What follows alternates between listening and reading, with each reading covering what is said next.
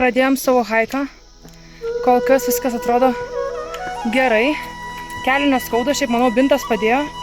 Tai kelio neskauda. Tik kairį pradėjo skaudėti. Prieš tai dešinį skaudėjo. Dabar tik kairį skauda. Bet šiaip visai, sakyčiau, dar gerai. Va čia žiūriu. Nice. This is our guide. Hi. Hi. Nice to meet you. Tokie vaizdeliai, va iš to kaimo atėjom.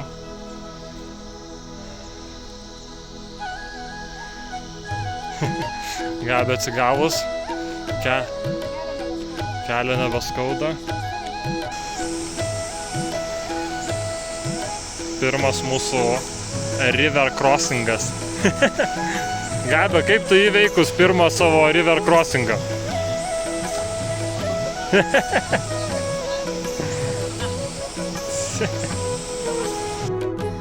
Čia už akmens paslėpta baidyklė. Nežinau, nuo ko čia, ar ką čia reiškia. Bet akmenukai uždėti visokiausi, gal kaip šventiklėlė, nežinau. Čia matome džiovyklą namo ar kaimelio, nežinau. Čia jau tikriausiai gyvena keletą žmonių. Čia toks namas. Gal ir viešbutis. Va, čia kainos, kavinė yra. Greičiausiai gal čia ir viešbutis. Ai jo, restoranas. Tai va, tai šiaip labai gražu, labai faina, nes visi namai tokie spalvoti, tokie gražu.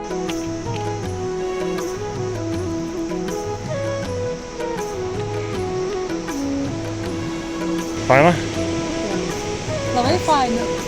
Šiaip visai gerai atsirinkti, labai arti krašto. Šiaip labai faina. Labai geras gidas, gražus vaizdai, dabar džiunglėm eina. Jo, mūsų gidas. Ne karšta, ne šalta, pats tas. Batai labai geri. Pirmą kartą einam su lazdom, aš pirmą kartą gyvenime su lazdom, tai labai padeda šiaip. Kaip sakė, kur vakar sutikom porą, Lenkai, tai sakė, su lazdom eiti game changeris. Tai šiaip taip ir yra. Visiškai kitoks ėjimas yra. Žymiai lengviau ir apačiai ir viršui. Tokie vat keliukai. Ganėtinai statu. Tako šeimininkės tikrosios. Biški reikia pasnekinti.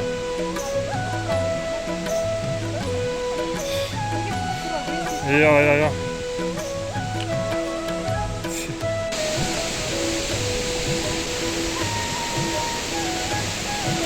Gidas sakė, kad kiekvienais metais po liūčių sezono realiai vat nuo tokių kalnų būna nuošliaužos. Čia matosi. Va, čia nuošliauža. Čia irgi nušliaužė kelias. Ten kitoj pusėje buvo kelias, nebėra kelio. Reikia atstatinėti, nes irgi nuošliauža viską nuplovė. Tai crazy, kai pagalvoji, gyvena žmonės ir nebeturi kaip išvažiuoti. Prasme, palyja, viskas. Esi įkalintas. Bet gidas sakė, kad tie žmonės nieko negauna iš valdžios, tai realiai jie turi viską užsiauginti ir mėsą, ta prasme, vištieną, ožkas augina, kai kas turi ten kokį buivolą ir daržovės irgi viską užsiaugina, ką suvalgo. Tai realiai jie yra absoliučiai nepriklausomi. Kai kurie vat kaimeliai, dauguma sakė, turi elektrą, bet kai kurie neturi atokesni, tai pasistato ten kokią nors saulės panelę ir va tai va gyvena toks žmonės. Pilna visokių tokių kriokliukų ir iš tų mažų kriokliukų sudaro didelės upės. Čia dėl nuošliaužos ten tokia kaip užtvanka susidarė ir čia susidarė toks kaip baseinas. Klausiau, ar maudėsi žmonės, sakė, maksimaliai šaltas vanduo kalnų. Čia žmonių tiltelis toks, o va šičia, kur upė, tai čia mašinas važiuoja. Čia mašinų kelias. Gal ir autobusai net važiuoja.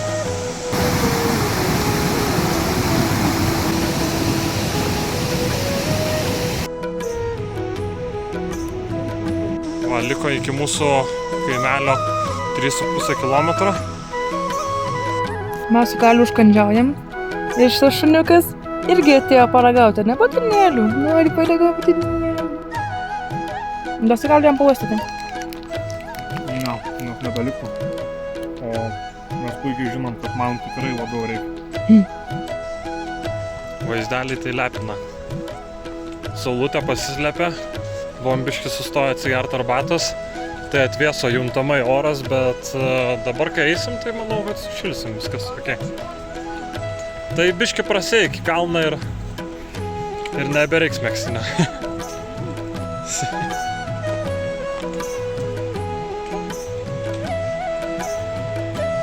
Va dirba ekskavatorius, tvarko kelią. Ir nuolatos, realiai po kiekvieno lietaus sezono visą laiką stato naują kelią praktiškai.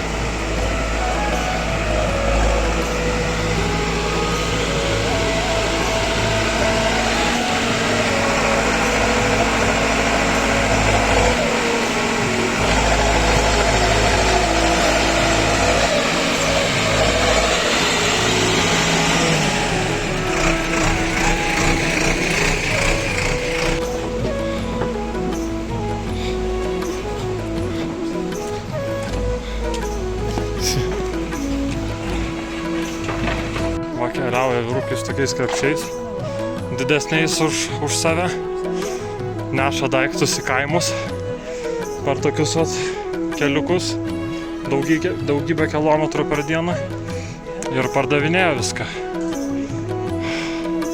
Nu, turėtų būti labai sunkus darbas. Įdomu, kiek kilogramų čia sveria šitas daiktas. Sėkmės kelionėje padėjom akmenukų, čia reiškia, kad mūsų kelionėje lydės sėkmė. O paklausiu iš tų bičiukų, kiek sveria šitie dalykai, tai sakė 100 kilų vienas sveria. Man atrodo, jie patys nesveria 100 kilų. Prasme, tie žmonės neša daugiau negu savo svorį į brutalius kalnus. Mes, duok Dieve, save užnešam. Nu ką, perėjom šiandienos tikslą. Gorepanė įveikta drąsiai. Sakyčiau, ne per sunkiausiai. Ir man ir Gabiai buvo normaliai. Kojos atlaikė, širdis atlaikė, keliai atlaikė. Dabar checkpointas patikrina mūsų leidimus ir varysim ilsėtis. Varysim į mūsų viešbutį. Pavalgysim vakarienę ir eisim ilsėtis, nes rytoj kelsimės apie 4 ir tęsim savo kelionę į aukščiausią tašką. Nežinau, čia matosi, ar jūs matot? Šiaip lengvai labai paėmė, ne tik, kad tiesiog lengvai. Jo. Nes tiek, kad bus taip lengva. Gabia Jim Rat. Jo. Ten mūsų laukia vagonis.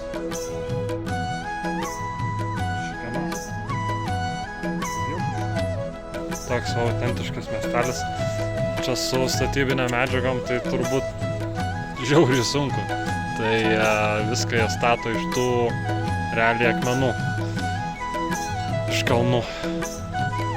Nes vien šiandien ant autobuso stogo vežė tokius skardos lakštus, tai aš jaučiu čia vienas skardos lakštas, nes taip sunku yra. Arkliukai.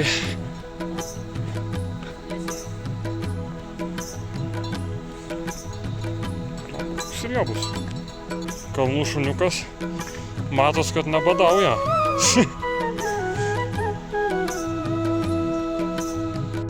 Einam. Žiūrim.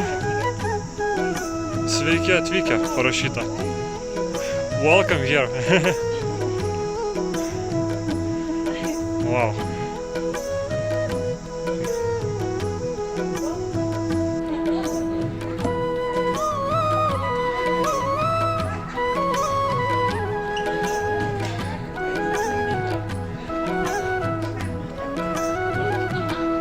Ten matosi turbūt kiti kalnai kažkokie aukšti. Parduotuvėlė. Kavinė. ir jau eisim dabar į savo trobelę. Giri.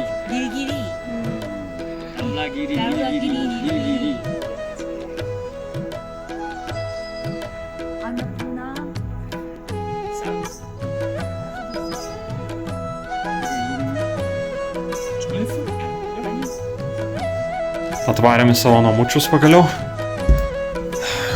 Gavom tokį kambarį. Su vaizdu, pasielinė kofeinas iš mūsų. Su visame. O, geras. Matosi tos abi viršūnės. O va šičia yra Daulagiri 7 aukščiausias pasaulio kalnas. Tai dabar blemą bijau sumeluot, bet man atrodo 8,2 km, kažkas tokio. Tai va, turim savo 2 lovytes ir netgi turim savo kambarį nuosavo tualetą. Ir dušą.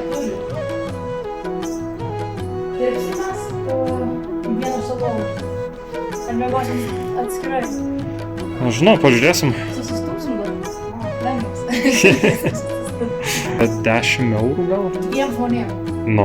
2 žmonėm. Kalnuose priminsiu. Nu. Prie 7 didžiausio kalno priminsiu. Nu. Crazy deal, su tokiu atvaizdu. Aš negaliu patikėti. Aš galvojau, čia kainuos kalnuose. Belia kaip brangiai. Turim va terasytę. Kelsimės rytoj 4 ryto. Ir keliausim į tą aukščiausią tašką, į Poon Hill. Ir iš tenais turėtumėm matyti kalną, į kurį neįmanoma įkopti. Bandė vienas žmogus, mirė ne? Aš nežinau ar mirė, bet sakė, kad yra vienas kalnas, jisai dabar vadinasi Dievų kalnas.